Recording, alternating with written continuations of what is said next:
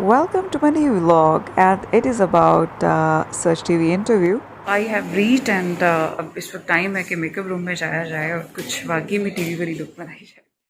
So now I am ready and I'm going to ground floor जाके जहाँ हमारा studio है.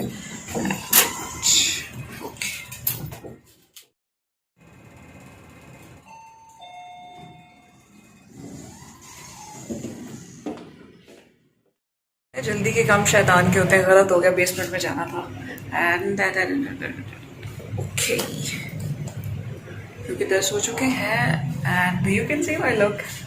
सीरियसली है ना, अच्छी लग रही है स्कार्फ में. You look more decent.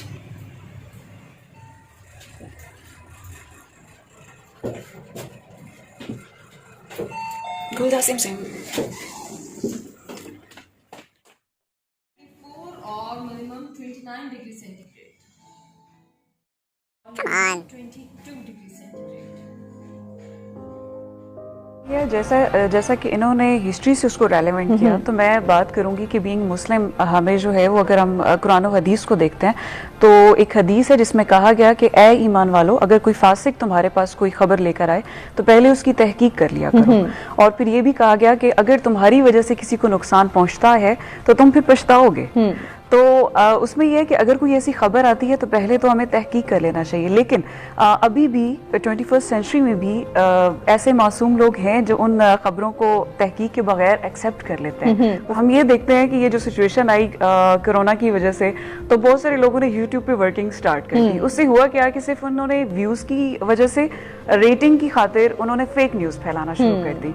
और हमारे जो लोग हैं, जो मासूम लोग हैं, वो न्यूज़ को एक्सेप्ट कर लेते हैं और उससे ना सिर्फ एक्सेप्ट करते हैं बल्कि उनको आगे शेयर या ट्रांसफर करने की भी कोशिश करते हैं. बिल्कुल, इसीलिए मैंने स्टार्ट ही उस चीज़ से लिया कि आपने तहकीक के बगैर तो अगली उसको फॉरवर्ड करना ही नहीं है.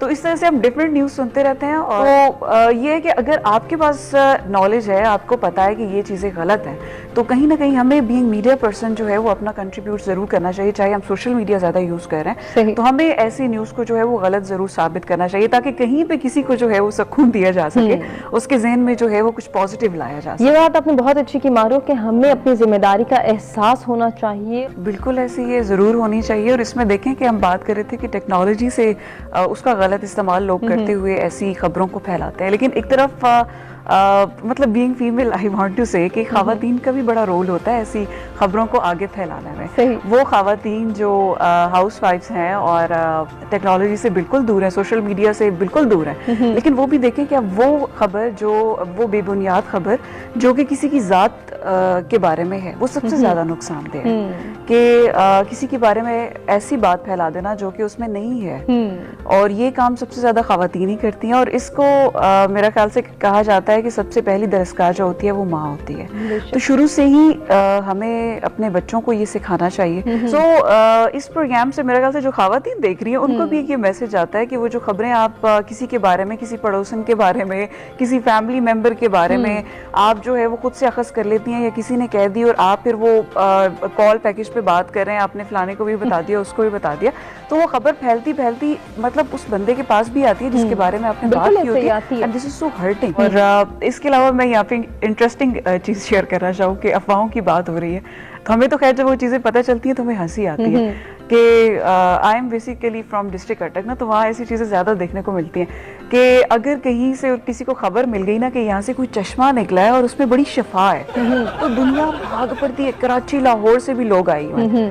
तो अब वो एक छोटा सा चश्मा, जो बाद में पता चल गया कि यहाँ कोई ऐसी चीज़ नहीं है, तो लोग वहाँ से पानी लेके जा रहे हैं और पता नहीं कह रहे हैं कि किस किस मर्ज की जो है इसमें शिफा आ गई है. तो ऐसा कुछ नहीं होता.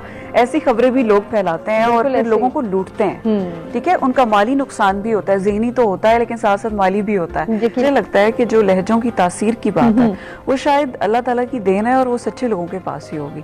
कि जो लोग झूठे हैं, जो फसाद फैलाते हैं, उनके लहजों में शायद उतनी तासीर नहीं है. वो शायद कुछ देर के लिए हो सकती है. हम लोग अपनी रूटीन से इतने थके हुए लोग होते हैं कि जो हमारी 9 to 5 वाली रूटीन है ना, हम कोई तल्ख लहजा नहीं सुनना चाहते। सही। हमने पहले ही नो का बोर्ड लगाया हुआ है। अगर कोई तल्ख लहजे में बात करेगा आप उसको टोटली इग्नोर कर हम देंगे। सुनना तो नहीं चाहते, लेकिन तल्ख लहजा इस्तेमाल जरूर करते हैं अगर हम इतने थके हुए इतने फटीग का सामना ऐसा करना भी पड़े होता है। हमें। तो उसके लिए ज़रूरी है कि आप खुद को थोड़ा टाइम दें, खुद पे काम करें और ये जितनी भी टेक्निक्स हैं उनको स्टडी करें कि ऐसी सिचुएशन में आपने कैसे पढ़ रहे थे तो हमें सबसे पहले आप बीती सिखाई जाती थी। इवन कुर्सी और पेन की भी आप बीती हमने सीखी। क्यों? ताकि हमें एहसास हो कि जानवरों का भी एहसास करना है, इंसानों का भी करना है और उनके लहजों को जो है वो कैसे अंडरस्टैंड करना है कि अगर कोई एग्रेसिव है तो उसके बिहाइंड भी तो कोई रीज़न होगी। तो उस चीज़ को भी अंडरस्टैंड करने की ज़रूरत है। और इसके अलावा अच्छे लहजे के लिए ज़रूरी है कि आप सामने वाले को अंडरस्टैंड करें, उसके साथ भी आप जो है वो एक सिंपैथेटिक फीलिंग रखें। और ये चीज़ होनी बड़ी ज़रूरी है। वो कौन लोग होंगे, या तो उनकी तरबियत अच्छी हुई है, या तो फिर वो सेंसिटिव हैं, शायद उनको एहसास है, या फिर वो ऐसे लोग हैं कि शायद उन्होंने अपने की हुई गलतियों से सीखा है कि हमें ऐसा नहीं करना, इसका क्या जो है वो लोगों पे असर हो सकता है।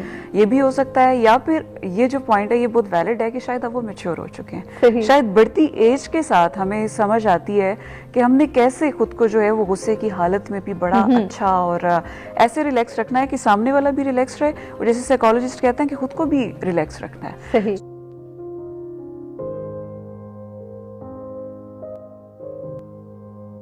Now I am going back because I am getting late. गाड़ी जो है वो ड्राइवर नीचे वेट कर रहा है एंड वापस चल रहा है। सो नीचे जाके थोड़ी सी बात करते हैं, फिर चलते हैं। लिंक भी मौजूद है। आप लोग मुझे बताइएगा कि आपको ये जो सच सवेरा का ये प्रोग्राम था जिसमें मैंने पार्टिसिपेट किया, आप लोगों को कैसा लग रहा है। ठीक है, क्या अभी तक सब्सक्राइब नहीं किया? Come on, like, comment and subscribe.